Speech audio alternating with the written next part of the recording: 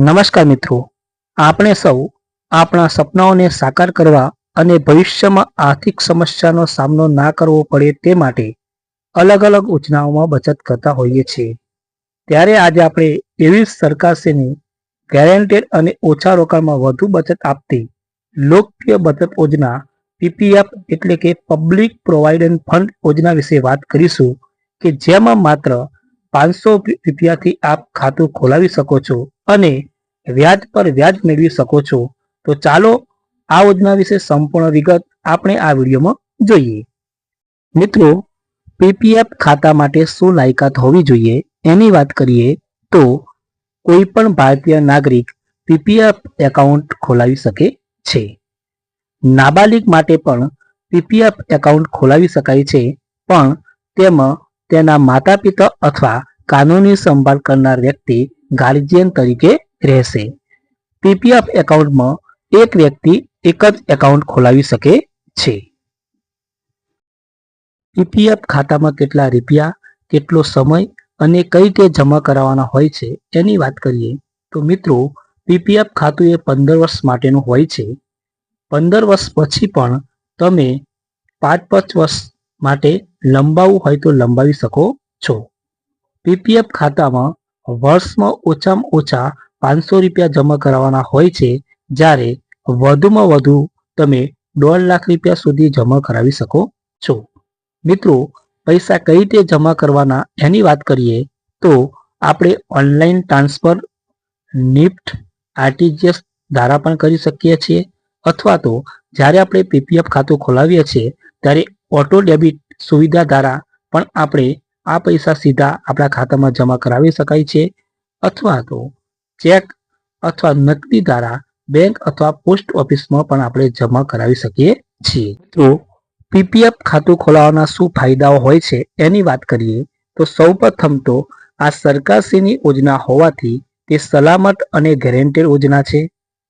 મિત્રો, પીપીએફ યોજનાની અંદર આપણને વ્યાજ પર વ્યાજ મળી રહે છે, એટલે કે આપણને વાર્ષિક કમ્પાઉન્ડરની અંદર વ્યાજ મળે છે, જેથી કરીને આપણને ઊંચો વ્યાજ દર મળી રહે છે।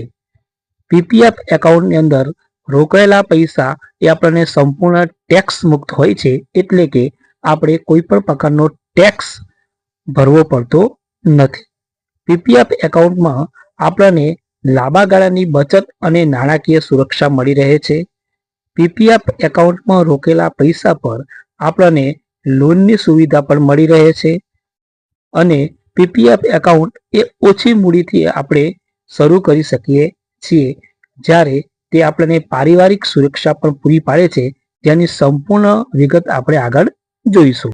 પીપીએફ ખાતું ખોલાવવા માટે કયા કયા પુરાવા હોવા જોઈએ એની વાત કરીએ તો પીપીએફ ખાતું ખોલાવવા માટે આધાર કાર્ડ, પાસપોર્ટ સાઇઝનો ફોટોગ્રાફ, સરનામાનો પુરાવો અને પીપીએફ ખાતું ખોલાવવાની અરજી ફોર્મ હોવું જોઈએ। ખાતું ક્યાં ખોલાવી શકાય એની વાત કરીએ તો પીપીએફ એકાઉન્ટ સરકારી અને ખાનગી બેંકોમાં, આ ઉપરાંત ભારતીય પોસ્ટ ઓફિસમાં ખોલાવી શકીએ છીએ। પીપીએફ ખાતામાં લોન સુવિધા અને વ્યાજદરની વાત કરીએ તો પીપીએફ એકાઉન્ટ ખોલ્યા પછી 3 થી 5મા વર્ષ સુધી લોન લઈ શકાય છે। પીપીએફ એકાઉન્ટના બીજા વર્ષના અંતે રહેલા બેલેન્સના આધારે 25% સુધી લોન મેળવી શકાય છે। પીપીએફ લોન પર વ્યાજ દર 1% વધારાના વ્યાજ લેવામાં આવે છે। ઉદાહરણ તરીકે, જો પીપીએફ પર વ્યાજ દર 7.1% હોય તો લોન પર 8.1% વ્યાજ ભરવું પડે। મિત્રો, તમારા મનમાં પ્રશ્ન થતો હશે કે પીપીએફ ખાતામાં વચ્ચેથી પૈસા ઉપાડી શકાય કે નહીં? તો પીપીએફ ખાતાની અંદર વચ્ચેથી પૈસા ઉપાડવાની મંજૂરી નથી, પણ હા, 1 થી 5 વર્ષ પૂર્ણ થયા પછી 6મા વર્ષથી તમે તમારી રકમમાંથી 50% રકમ ઉપાડી શકો છો, જે દર વર્ષે માત્ર એક જ વાર ઉપાડી શકાય છે। પીપીએફ એકાઉન્ટના પીપીએફ ખાતામાં સમયથી પહેલા બંધ કરાવી શકાય ખરું? મિત્રો, પીપીએફ ખાતું સમયથી પહેલા આપણે બંધ કરાવી શકતા નથી, પરંતુ જો એકાઉન્ટ ધારક તેમના માતા પિતા, જીવનસાથી અથવા આશ્રિત બાળકોને ટર્મિનલ બીમારી હોવાનું નિદાન કરવામાં આવે છે, તો આ સમય પહેલા એકાઉન્ટ બંધ કરાવી શકાય છે।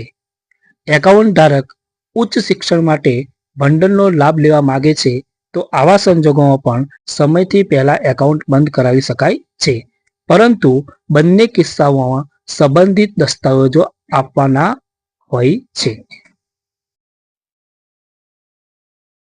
મિત્રો, કમ્પાઉન્ડર વ્યાજના ફાયદાઓ વિશે વાત કરીએ તો ઉદાહરણ તરીકે આપણે સમજીએ કે તમે દર વર્ષે 1000 રૂપિયાનું રોકાણ કરો છો તો 15 વર્ષે તમારી મૂડી થશે 15000, જેમાં આપણે 7.1% પ્રમાણે વ્યાજ ગણીએ તો આશરે 12121 રૂપિયા વ્યાજ આપણને મળે છે.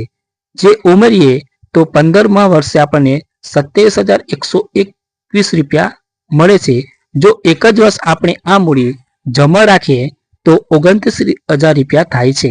આમ કમ્પાઉન્ડ વ્યાજની અંદર વ્યાજ ઉપર વ્યાજ મળતું હોવાથી આપણને ફાયદાઓ મળી રહે છે.